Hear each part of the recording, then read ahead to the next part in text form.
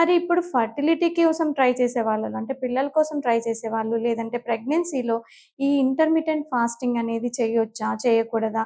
ఏమైనా ఉపయోగం ఉందా? దీనివల్ల బెనిఫిట్ ఉంటుందా? అనేది గమనిస్తే ఇప్పటి వరకు మనకున్న స్టడీస్ లేదంటే ఎవిడెన్సెస్ ఇవన్నీ కూడా ఏంటంటే మగవారిలో లేదంటే యానిమల్స్‌లో లేదంటే పోస్ట్ మెనోపాజల్ లేడీస్ అంటే నెలసరి ఆగిపోయిన లేడీస్‌లో మాత్రమే ఇప్పటివరకు దీని గురించి ఇంటర్మిటెంట్ ఫాస్టింగ్ గురించి స్టడీస్ చేశారు. కానీ ఇప్పుడు ఎవరైతే పిల్లల కోసం ట్రై చేస్తున్నారో ప్రెగ్నెంట్ వుమెన్‌లో దీని గురించి మనకి డేటా అనేది అవైలబుల్ లేదు. సో, కాకపోతే మనం ఇప్పుడు లాజికల్‌గా లేదంటే థియరిటికల్‌గా ఆలోచించినట్టయితే ఇప్పుడు ఏమవుతుంది ఎక్కువ సేపు ఫాస్టింగ్ ఉండడం వల్ల ఏమవుతుంది అంటే మన బాడీలో బ్రెయిన్ నుంచి కొన్ని రకాల హార్మోన్స్ రిలీజ్ అవుతాయి. సో, ఎక్కువ సేపు ఫాస్టింగ్ పీరియడ్ ఎక్కువగా ఉండడం వల్ల ఆ టైంలో ఏమవుతుందంటే, ఆ బాడీలో ఉన్న హార్మోన్ లెవెల్స్‌ని అన్నిటిని తక్కువగా డిటెక్ట్ చేస్తుంది బ్రెయిన్. ఓకే.